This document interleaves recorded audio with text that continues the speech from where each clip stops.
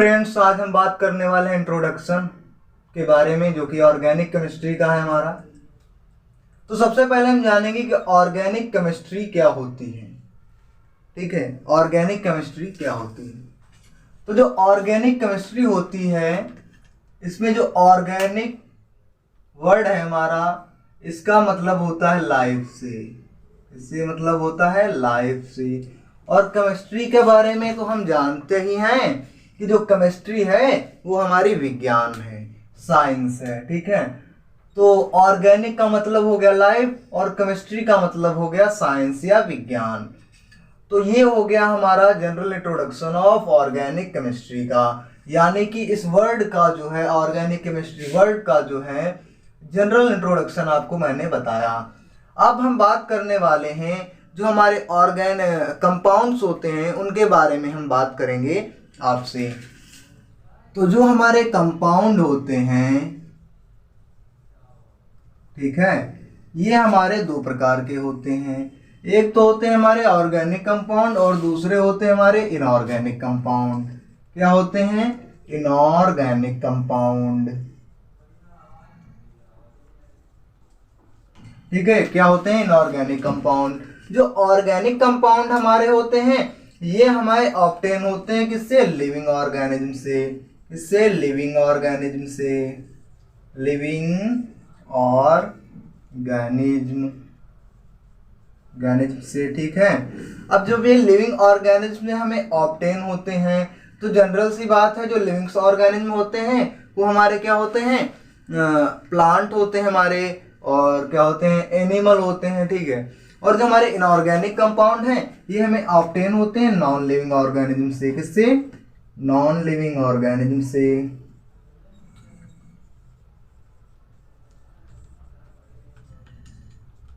अब non living organism से obtain होते हैं, यानी कि ये हमें किससे मिलेंगे? मिनरल से मिलेंगे। ठीक है, ये हमें मिनरल से ऑब्टेन होते हैं। अब हम बात करते हैं जो कि हमारा सब्जेक्ट है ऑर्गेनिक कंपाउंड, उसके बारे में हम आपसे बात करते हैं कि ऑर्गेनिक कंपाउंड्स हमारे होते क्या हैं।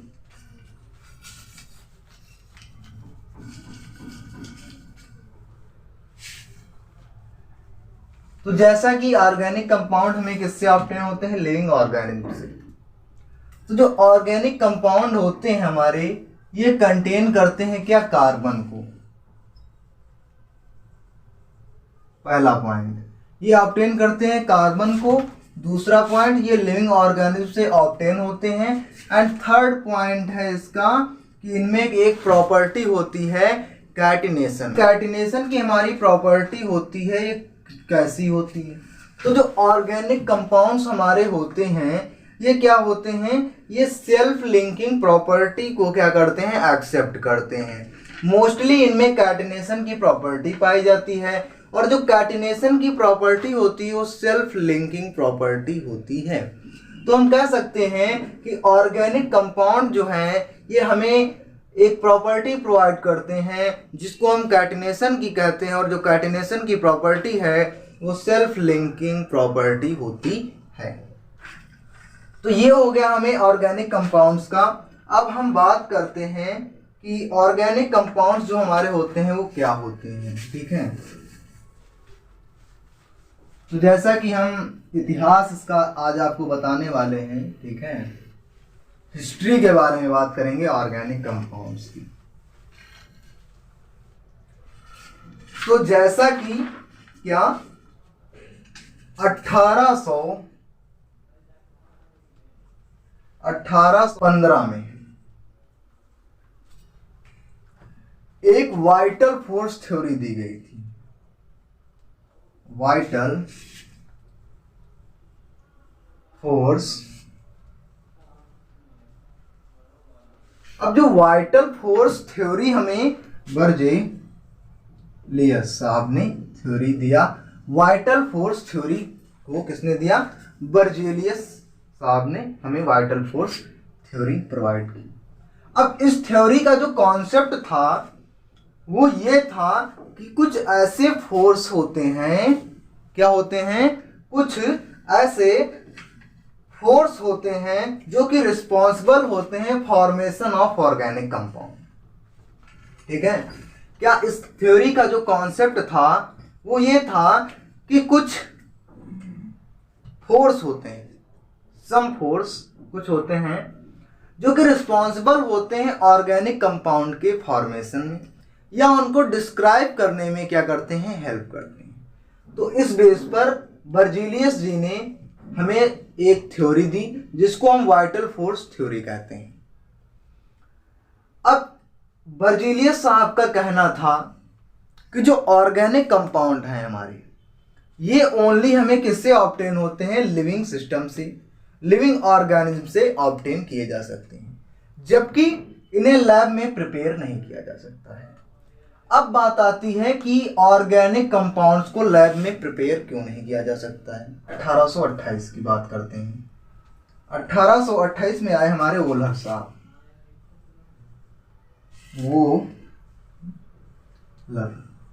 अब वोलर कौन थे? ये जो थे हमारे, ये थे बर्जीलियस साहब के शिष्य, जिसको हम कहते हैं क्या, चीला। ठीक है, अब वोलर जब आए तो इन्होंने, क्योंकि बर्जीलियस साहब ने हमें 1815 में बताया था कि ऑर्गेनिक कंपाउंड्स को हम लैब में नहीं प्रिपेयर कर सकते हैं, तो वोलर ने कहा भाई आप कह रहे हैं कि नहीं प्रिपेयर कर सकते हैं, लेकिन मैं प्रिपेयर कर सकता हूं, क्योंकि जो गुरु नहीं कर सकता वो क्या कर सकता है, उसका स्टूडेंट कर सकता है, शिष्य कर सकता है। क्योंकि वो इसलिए कर सकता है क्योंकि उसमें जिज्ञासा होती है, होती गुरु में भी जिज्ञासा है, लेकिन वो कॉन्सेप्ट जो उसने निकाला, उसने जो कॉन्सेप्ट ड्राइव किया, उसको वही समझ में आया और वो समझता है कि इससे आगे कुछ नहीं होता। जबकि जो उसका स्टूडेंट है उसको जब कॉन्सेप्ट पता है कि ये कॉन्सेप्ट है, तो इसमें कुछ नया मिलाया जाए, तड़का लगाया जाए, जिससे कुछ अलग ही मार्केट में वैल्यू हो। तो इन्होंने उनके जो वाइटल फोर्स थ्योरी थी, जो कि रिस्पॉन्सिबल थी फॉर्मेशन ऑफ ऑर्गेनिक कंपाउंड्स के लिए, उसको इन्होंने क्या, गलत साबित कर दिया। अब गलत साबित किया कब? जब इन्होंने क्या किया, लैब में ऑर्गेनिक कंपाउंड यूरिया को प्रिपेयर कर दिया। किसको प्रिपेयर कर दिया? यूरिया को। With the help of ammonium cyanide की मदद से इन्होंने लैब में यूरिया को प्रिपेयर कर दिया। अब कॉन्सेप्ट तो इनका क्या हो गया, हमारे बर्जीलियस साहब का कॉन्सेप्ट गलत साबित हो गया। अब बात आती है, अब तो ये 1828 की बात हो गई, 1815 की बात हो गई।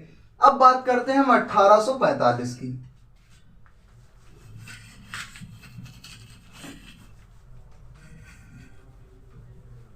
अब 1845 में हमारे आ गए कोल्बे साहब। अब कोल्बे साहब आ गए 1845 में। वाह भाई वाह, यहां तो एक के बाद एक आते ही जा रहे हैं और एक नया कॉन्सेप्ट ला रहे हैं। तब जब वोलर साहब ने हमारे यूरिया को लैब में प्रिपेयर कर दिया, तो कोल्बे साहब ने क्या किया, सिंथेसाइज कर दिया। लो भैया, और बात बढ़ गई आगे। ठीक है, इन्होंने क्या किया, इन्होंने सिंथेसाइज्ड कर दिया, किसको, एसिटिक एसिड को सिंथेसाइज कर दिया। किसकी मदद से? With the help of element. कुछ एलिमेंट्स लिए और क्या कर दिया, सिंथेसाइज कर दिया। अब जब इन्होंने सिंथेसाइज किया एसिटिक एसिड को, अब भाई वोलर साहब ने तो कॉन्सेप्ट बर्जीलियस जी का गलत साबित कर दिया और कोल्बे जी ने सिंथेसाइज कर दिया एसिटिक एसिड को, किसमें, लैब में कर दिया। ठीक है, अब जब इन्होंने कर दिया, तब एक और आ गए हमारे साहब 1856 में। कौन से आ गए? बर्थेलॉट साहब आ गए। ठीक है, अब जब ये आए तो इन्होंने सिंथेसाइज्ड कर दिया,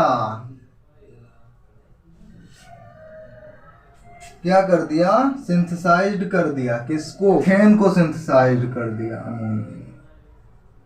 ठीक है, इन्होंने भैया लैब में मीथेन को सिंथेसाइज्ड कर ही दिया।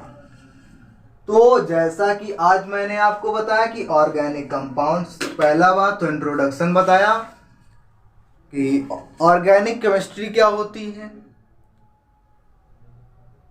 कंपाउंड्स क्या होते हैं और कंपाउंड्स कितने टाइप के होते हैं, ऑर्गेनिक कंपाउंड्स क्या होते हैं, इनऑर्गेनिक कंपाउंड्स क्या होते हैं।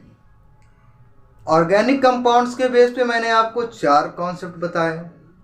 1815 में कौन आया था, बर्जेलियस साहब आए थे। 1825 में आए कौन, वोलर साहब। 1845 में कौन आए, कोल्बे साहब। और 1856 में आए बर्थेलॉट साहब, जिन्होंने अमोनिया मेथेन को सिंथेसाइज किया लैब में। तो आई होप आपको वीडियो पसंद आया होगा। वीडियो लाइक करें, चैनल सब्सक्राइब करें एंड बेल आइकन प्रेस करके ऑल नोटिफिकेशन सिलेक्ट करें।